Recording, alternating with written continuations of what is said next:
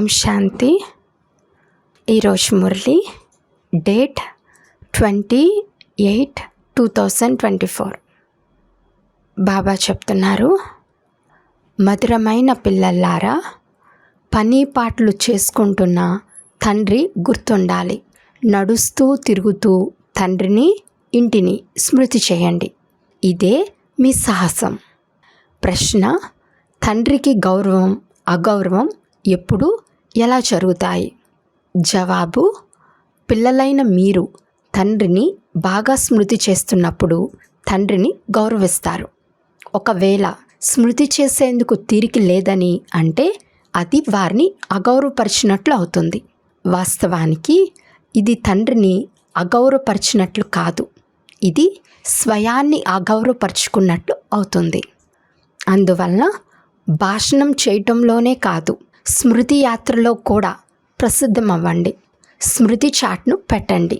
స్మృతి ద్వారానే ఆత్మ సతోప్రధానంగా అవుతుంది. ఓం శాంతి. ఆత్మీక పిల్లలకు ఆత్మీక తండ్రి అర్థం చేయిస్తున్నారు. ఇక్కడ అర్థం చేయించే 84 జన్మల చక్రం అజ్ఞానమని అంటారు. దీనిని పిల్లలైన మనం జన్మ జన్మల నుండి చదివాము మరియు ధారణ చేస్తూ వచ్చాము. ఇది చాలా సహజమైనది. ఇది క్రొత్తదేమీ కాదు. సత్యుగం నుండి కలియుగం చివరి వరకు మీరెన్ని పునర్జన్మలు తీసుకున్నారో తండ్రి కూర్చుని అర్థం చేయిస్తున్నారు. ఈ జ్ఞానము చాలా సహజంగా బుద్ధిలో ఉండనే ఉంది. ఇది కూడా ఒకే విధమైన చదువే. రచన ఆది మధ్య అంతాలను అర్థం చేసుకోవాలి. దీనిని తండ్రి తప్ప మరెవ్వరూ అర్థం చేయించలేరు. తండ్రి చెప్తున్నారు, ఈ జ్ఞానము కంటే ఉన్నతమైనది స్మృతి యాత్ర. దానిని యోగమని అంటారు. యోగం అను పదము ప్రసిద్ధి చెందింది, కానీ ఇది స్మృతి యాత్ర. మానవుల యాత్రకు వెళ్తూ ఉంటే మేము ఫలానా తీర్థయాత్రకు వెళ్తున్నాము అని చెప్తారు. శ్రీనాథ లేక అమర్నాథ్కు వెళ్తే అది గుర్తుంటుంది. ఇప్పుడు ఆత్మీక తండ్రి నన్నొక్కరినే స్మృతి చేయండి అని చాలా పొడవైన యాత్రను నేర్పిస్తున్నారని మీకు తెలుసు. ఆ యాత్రల నుండి మళ్ళీ తిరిగి వస్తారు. ఇది ముక్తిధామానికి వెళ్ళి అక్కడ నివసించే యాత్ర. భలే పాత్ర చేసేందుకు మళ్ళీ రావాలి, కానీ ఈ పాత ప్రపంచంలోకి రారు. ఈ పాత ప్రపంచంపై మీకు వైరాగ్యం కలిగింది. ఇది చీచీ రావణ రాజ్యం. కనుక ముఖ్యమైనది స్మృతి యాత్ర. చాలామంది పిల్లలకు ఎలా స్మృతి చేయాలో కూడా తెలియదు. స్మృతి చేస్తున్నారా లేదా అని చూచేందుకు ఇది కనిపించే వస్తువు కాదు. తండ్రి చెప్తున్నారు, స్వయాన్ని ఆత్మగా భావించి తండ్రి అయిన నన్ను స్మృతి చేయండి. ఇది కంటితో చూచేది కాదు, తెలిసేది కాదు. ఆ స్థితిలో స్మృతి యాత్రలో ఎంత మాత్రం స్థిరంగా ఉంటారో అది స్వయానికే తెలియాలి. యుక్తినైతే చాలామందికి తెలుపుతారు. కళ్యాణకారి తండ్రి తెలిపిస్తున్నారు. స్వయాన్ని ఆత్మగా భావించి శివబాబాను స్మృతి చేయండి. భలే తమ సేవను కూడా చేసుకుంటూ ఉండండి. కాపలా ఉన్న పిల్లలకు ఇటు అటు తిరుగుతూ తండ్రిని స్మృతి చేయటం చాలా సహజం. తండ్రి తప్ప మరేది గుర్తుకు రాకూడదు. బాబా ఉదాహరణ ఇచ్చి స్మృతిలోనే రావాలి పోవాలి అని చెప్తున్నారు. క్రైస్తవ ఫాదరీలు ఎంత మౌనంగా వెళ్తూ ఉంటారు. కావున పిల్లలైన మీరు కూడా చాలా ప్రేమగా తండ్రిని మరియు ఇంటిని స్మృతి చేయాలి. ఇది చాలా గొప్ప గమ్యం. భక్తులు కూడా ఇదే పురుషార్థం చేస్తూ ఉంటారు, కానీ మనం తిరిగి వెళ్ళాలని వారికి తెలియదు. కలియుగం పూర్తయినప్పుడు వెళ్తామని భావిస్తారు. వారికి ఇలా నేర్పించేవారు ఎవ్వరూ లేరు. పిల్లలైన మీకైతే నేర్పించబడుతుంది. కాపలా ఉన్నవారికైతే ఏకాంతంగా తండ్రిని ఎంతగా స్మృతి చేస్తే అంత మంచిది. స్మృతి ద్వారా పాపం సమాప్తమవుతుంది. జన్మ జన్మాంతరాల పాప భారం తలపై ఉంది.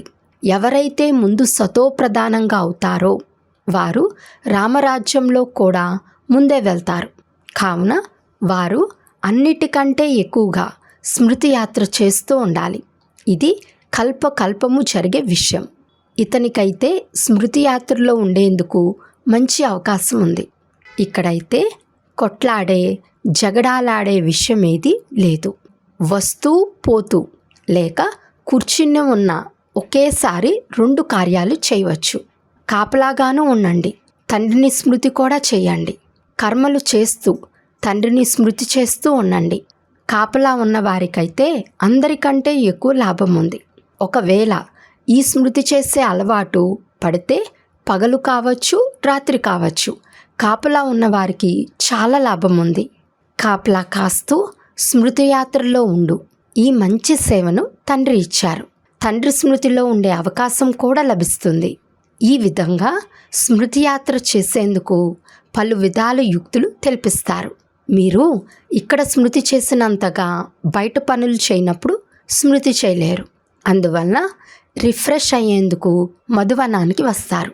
ఏకాంతంగా కొండపైకి వెళ్ళి కూర్చుని స్మృతి యాత్రలో ఉండండి. ఒకరు వెళ్ళండి, లేక 2-3 వెళ్ళండి. ఇక్కడ చాలా మంచి అవకాశం ఉంది. తండ్రిని స్మృతి చేయటమే ముఖ్యమైనది. భారతదేశంలోని ప్రాచీన యోగం చాలా ప్రసిద్ధి కూడా చెందింది. స్మృతి యాత్ర ద్వారా పాపం సమాప్తమవుతుందని మీరిప్పుడు అర్థం చేసుకున్నారు. మనం సతోప్రధానంగా తయారవుతాం. కావున ఇందులో చాలా బాగా పురుషార్థం చేయాలి. పని చేస్తూ తండ్రిని స్మృతి చేసి చూపించండి. ఇందులోనే మీ పరాక్రమం కనిపిస్తుంది. మీరు ప్రవృత్తి మార్గంలో ఉన్నందున పనులేమో చేయాల్సిందే. గృహస్థ వ్యవహారంలో ఉంటూ వృత్తి వ్యాపారాదులు చేస్తూ బుద్ధి ద్వారా తండ్రిని స్మృతి చేయండి. ఇందులో మీకు చాలా సంపాదన ఉంది. భలే, చాలామంది పిల్లల బుద్ధిలో ఇప్పుడు ఉండకపోవచ్చు. తండ్రి చాటును పెట్టామని చెప్తూనే ఉంటారు, కానీ చాలా కొద్ది మందే వ్రాస్తారు. తండ్రి చాలా యుక్తులు తెలుపుతూ ఉంటారు. బాబా వద్దకు వెళ్ళాలని పిల్లలు కోరుకుంటారు. ఇక్కడ చాలా సంపాదించవచ్చు. ఏకాంతం చాలా బాగుంటుంది. తండ్రి సన్ముఖంలో వచ్చి కూర్చుని అర్థం చేయిస్తున్నారు. నన్ను స్మృతి చేస్తే పాపం సమాప్తమవుతుంది. ఎందుకంటే జన్మ జన్మల పాపం తలపై ఉంది. వికారాల గురించి ఎంత కొట్లాడతారు, విఘ్నాలు వస్తాయి. బాబా మమ్మల్ని పవిత్రంగా ఉండనివ్వటం లేదని చెప్తారు. తండ్రి చెప్తున్నారు, పిల్లల్లారా, మీరు స్మృతి యాత్రలో ఉంటూ జన్మ జన్మల నుండి తలపై ఉన్న పాప భారంను తొలగించుకోండి. ఇంట్లో ఉంటూ శివబాబాను స్మృతి చేస్తూ ఉండండి. ఎక్కడ కూర్చుని ఉన్నా స్మృతి చేయవచ్చు. ఎక్కడ ఉన్నా ఈ అభ్యాసం చేయాలి. ఎవరు వచ్చినా వారికి కూడా ఈ సందేశంను ఇవ్వండి. తండ్రి చెప్తున్నారు, స్వయాన్ని ఆత్మగా భావించి తండ్రిని స్మృతి చేయండి. దీనినే యోగ బలము అని అంటారు. బలము అనగా శక్తి. తండ్రిని సర్వశక్తివంతుడని అంటారు కదా. అయితే తండ్రి ద్వారా ఆ శక్తి ఎలా లభిస్తుంది? తండ్రియే స్వయంగా నన్ను స్మృతి చేయండి అని చెప్తున్నారు. మీరు క్రిందకు దిగుతూ తమోప్రధానమైపోయారు. కావున శక్తి పూర్తిగా సమాప్తమైపోయింది. కొద్దిగా కూడా శక్తి లేదు. మీలో కూడా కొంతమంది ఇతరులకు బాగా అర్థం చేయిస్తూ తండ్రిని స్మృతి చేస్తూ ఉంటారు. నా చాట్ ఎలా ఉందో తమకు తామే ప్రశ్నించుకోండి. స్మృతి యాత్ర ముఖ్యమైనదని తండ్రి పిల్లలందరికీ చెప్తారు. స్మృతి ద్వారానే మీ పాపాలు తొలగిపోతాయి. భలే, అప్రమత్తం చేయువారు ఎవరు లేకున్నా తండ్రిని స్మృతి చేయగలరు కదా. భలే, విదేశాలలో ఒంటరిగా ఉన్న స్మృతి చేయగలరు. వివాహితులైన వారు స్త్రీ మరొక చోటు ఉంటే వారికి తండ్రిని స్మృతి చేస్తే జన్మ జన్మల పాపం భస్మమవుతుందని మీరు రాయండి. వినాశనం సమీపంగా ఎదురుగా నిల్చుని ఉంది. తండ్రి చాలా మంచిగా యుక్తులను తెలియజేస్తూ ఉంటారు. కొందరు చేస్తారు, కొందరు చెయ్యరు. అది వారి ఇష్టం. తండ్రి చాలా మంచి సలహాలను ఇస్తారని పిల్లలు కూడా అర్థం చేసుకుని ఉంటారు. బంధుమిత్రులు మొదలైన వారు ఎవరు లభించినా అందరికీ సందేశం ఇవ్వటమే మనందరి కర్తవ్యం. స్నేహితులైనా లేక ఎవరైనా సర్వీస్ చేయాలని ఆసక్తి ఉండాలి. మీ వద్ద చిత్రాలు కూడా ఉన్నాయి, బ్యాడ్జ్ కూడా ఉంది. ఇది చాలా మంచి వస్తువు. ఈ బ్యాడ్జ్ ఎవరినైనా లక్ష్మీనారాయణులుగా తయారు చేయగలదు. త్రిమూర్తి చిత్రంపై బాగా అర్థం చేయించాలి. త్రిమూర్తులపై శివుడు ఉన్నారు. వారు త్రిమూర్తి చిత్రంను తయారు చేస్తారు. కానీ వారిపై శివుణ్ణి చూపించారు. శివుని గురించి తెలియనందున భారతదేశ నావ మునిగి ఉంది. ఇప్పుడు శివబాబా ద్వారానే భారతదేశ నావ తీరానికి చేరుతుంది. పతిత పావన వచ్చి పతితులైన మమ్మల్ని పావనంగా చేయమని వేడుకుంటారు. మళ్ళీ సర్వవ్యాపాన్ని అనేస్తారు. ఎంత సూక్ష్మమైన తప్పు జరిగింది, ఎలా ఉపన్యాసించాలో తండ్రి కూర్చుని అర్థం చేయిస్తారు. తండ్రి కూడా ఆదేశాలను ఇస్తూ ఉంటారు. ఇలాంటి మ్యూజియంను తెరిచి సర్వీస్ చేస్తే చాలామంది వస్తారు. పెద్ద పెద్ద పట్టణాలలో సర్కస్ కూడా తెరుస్తారు కదా. వారి వద్ద ఎంత సామాగ్రి ఉంటుంది. ప్రజలు పల్లె పల్లెల నుండి చూచేందుకు వస్తారు. అందువల్ల బాబా చెప్తున్నారు, మీరు కూడా అందమైన మ్యూజియంను తెరవండి. అది చూచి సంతోషించి ఇతరులకు కూడా వినిపించాలి. కల్పక్రితం జరిగిన విధంగానే సర్వీస్ జరుగుతుందని కూడా తెలియజేస్తున్నారు. కానీ సతోప్రధానంగా అవ్వాలనే తపన చాలా ఉండాలి. ఇందులోనే పిల్లలు పొరపాటు చేస్తారు. ఈ స్మృతి యాత్రలోనే మాయ విఘ్నాలను వేస్తూ ఉంటుంది. ఇంత ఆసక్తి నాకుందా, కష్టపడుతున్నానా అని మీ మనసును మీరే ప్రశ్నించుకోండి. జ్ఞానమైతే చాలా సహజం. 84 జన్మల చక్రంను తండ్రి తప్ప మరెవ్వరూ అర్థం చేయించలేరు. స్మృతి యాత్ర ముఖ్యమైనది. చివరి సమయంలో తండ్రి తప్ప మరెవ్వరూ గుర్తు రాకూడదు. ఆదేశాలనైతే తండ్రి పూర్తిగా ఇస్తూనే ఉంటారు. స్మృతి చేయటం ముఖ్యమైన విషయం. మీరు ఎవరికైనా అర్థం చేయించగలరు. ఎవరు వచ్చినా కేవలం బ్యాడ్జ్ చూపించి అర్థం చేయించండి. అర్థసహితంగా ఉన్న ఇలాంటి మెడల్ ఎవరి వద్ద ఉండదు. మిలిటరీలో ఉన్నవారు కర్తవ్యాన్ని బాగా చేస్తే వారికి మెడల్ లభిస్తుంది. రాయ్ సాహెబ్ మెడల్ను చూచి వీరికి వైస్రాయ్ ద్వారా బిరుదు లభించిందని అందరూ దాన్ని చూస్తారు. ఇంతకుముందు వైస్రాయ్ ఉండేవారు. ఇప్పుడైతే వారికి ఎటువంటి అధికారం లేదు. ఇప్పుడైతే ఎన్నో ప్రకారాల కొట్లాట్లు జరుగుతున్నాయి. మానవుల జన్మ సంఖ్య చాలా పెరిగిపోయింది. కావున వారికి పట్టణాలలో భూమి కావాలి. బాబా ఇప్పుడు స్వర్గస్థాపన చేస్తున్నారు. మీరంతా సమాప్తమై చాలా కొద్ది మంది మాత్రమే మిగిలి ఉంటారు. భూమి లెక్కలేనంత ఉంటుంది. అక్కడైతే అంతా కొత్తదిగా ఉంటుంది. ఆ కొత్త ప్రపంచంలోకి వెళ్ళేందుకు పురుషార్థం బాగా చేయాలి. ఉన్నత పదవి పొందేందుకు ప్రతి మనిషి చాలా పురుషార్థం చేస్తాడు. పూర్తిగా పురుషార్థం చేయని వారు పాస్ అవ్వలేమని భావిస్తారు. నేను ఫెయిల్ అవుతానని భావించి చదువును కూడా వదిలేసి వెళ్ళి నౌకరీలో చేరిపోతారు. ఈ రోజుల్లో ఉద్యోగాలలో కూడా చాలా కఠినమైన నియమాలు తయారు చేస్తూ ఉంటారు. మనుషులు చాలా దుఃఖితులుగా ఉన్నారు. 21 జన్మల వరకు ఎప్పటికీ దుఃఖానికి నామరూపాలు కూడా ఉండని మార్గంను బాబా ఇప్పుడు మీకు తెలుపుతున్నారు. తండ్రి చెప్తున్నారు, కేవలం స్మృతి యాత్రలో ఉండండి. వీలైనంత ఎక్కువగా స్మృతి చేసేందుకు రాత్రి సమయం చాలా బాగుంటుంది. పొడుకుని కూడా స్మృతి చేయండి. కొందరికి మళ్ళీ నిద్ర వస్తుంది. వృద్ధులైనప్పుడు ఎక్కువ సమయం కూర్చోలేరు. కావున తప్పకుండా నిద్రపోతారు. పొడుకుని తండ్రిని స్మృతి చేస్తూ ఉంటారు. లోపల చాలా ఖుషీగా ఉంటుంది. ఎందుకంటే ఇందులో చాలా సంపాదన ఉంది. ఇంకా సమయం ఉందని భావిస్తారు. కానీ మృత్యువుకు ఒక సమయం అంటూ లేదు. కావున తండ్రి అర్థం చేస్తున్నారు, స్మృతి యాత్ర ముఖ్యమైనది. అక్కడ పట్టణాలలో స్మృతి చేయటం కష్టమవుతుంది. ఇక్కడికి వస్తే చాలా మంచి అవకాశం లభిస్తుంది. చింతించే విషయం ఏది ఉండదు. అందువలన ఇక్కడ చాట్ను పెంచుకుంటూ ఉండండి. దీని ద్వారా మీలో గుణాలు కూడా బాగుపడుతూ ఉంటాయి. కానీ మాయ చాలా శక్తివంతమైనది. బయట వారికి ఉన్నంత గౌరవం ఇంట్లో ఉన్న వారికి ఉండదు. అయినా ఈ సమయంలో అన్నయ్యల రిజల్ట్ బాగుంది. వివాహం చేసుకోమని చాలా ఇబ్బంది పెడుతున్నారు. ఏం చేసేది అని చాలామంది కుమారీలు రాస్తారు. శక్తివంతమైన తెలివైన కుమారీలు ఎప్పటికీ ఇలా రాయరు. ఒకవేళ రాస్తే వారు మేకలు, గొర్రెలని బాబా భావిస్తారు.